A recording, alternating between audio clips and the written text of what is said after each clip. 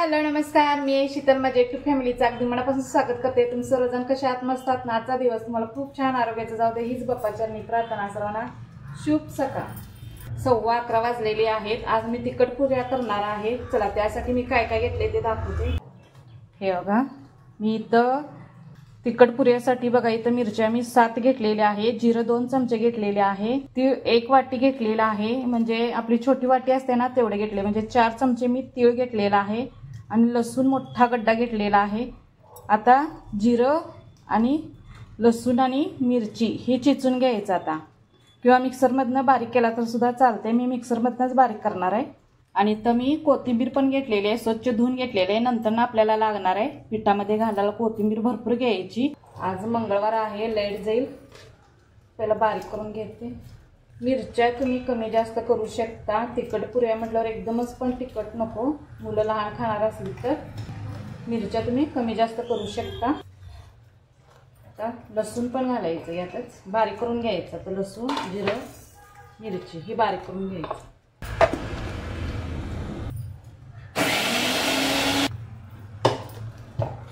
असं बारीक करून घ्यायचं। चला, कोथिंबीर पण चांगली चिरलेली आहे आणि मसाला पण आपला झालेला आहे। आता पीठ मळून घेऊया।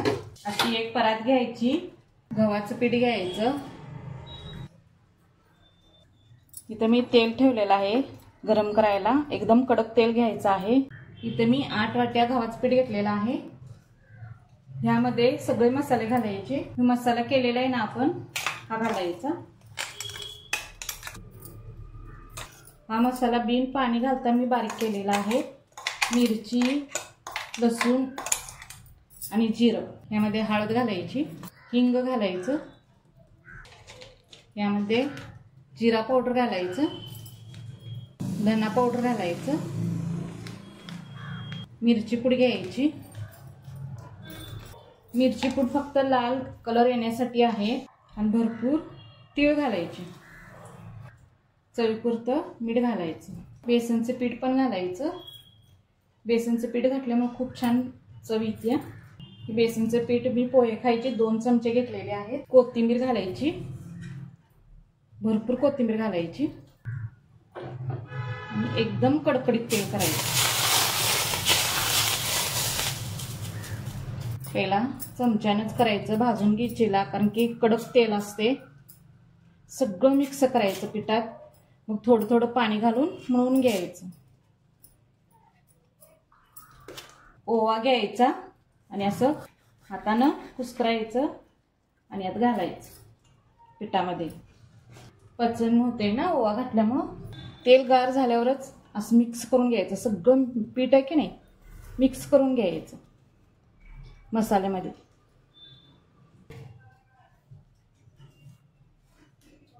बघा मी असं मळलेलं आहे आणि जरासं तेल लावून जरा आणि वरण असं मळून मी ठेवलेलं आहे। आणि घट्टच मळायचं आहे, पातळ अजिबात मळायचं नाही, नाहीतर आपल्याला पुऱ्या चांगल्या येणार नाहीत। चला आपण तळायला घेऊया। इथं तेल ठेवलेलं आहे गरम करायला। आपलं तेल गरम होते तोपर्यंत गोळ करून घेऊया।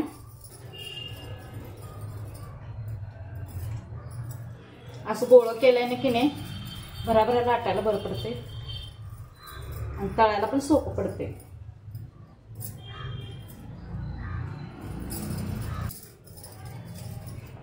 असं मस्तपैकी गोळ करून घ्यायचे आणि असं दाबायचं। हे असं करून घ्यायचं। चला लाटून घेऊया भराभरा।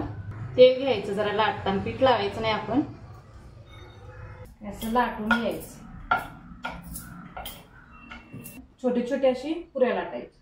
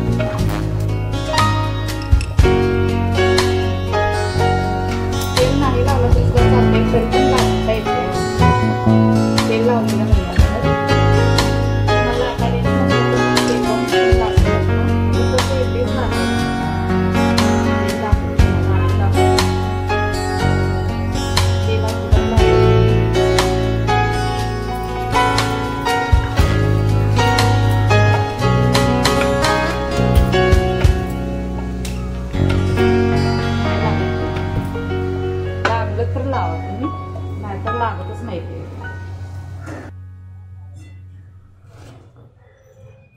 इथंच व्हिडिओ सेंड करते येते. हा जर व्हिडिओ आवडला असेल तर लाईक करा, शेअर करा, सबस्क्राईब करा. पुढच्या व्हिडिओमध्ये भेटूया सर्वांना. बाय. छोटासा व्हिडिओ केलेला आहे, नक्की तुम्ही तिखट पुऱ्या करून बघा, मस्त लागतात. चहा बरोबर पण खूप छान लागतात. नक्की तुम्ही ट्राय करा. सॉस संग खाऊ शकता. तिखट पुऱ्या बघून की नाही मुलं खूप खुश होणार आहेत, कारण मुलांना खूप आवडते चहा बरोबर असं खायला.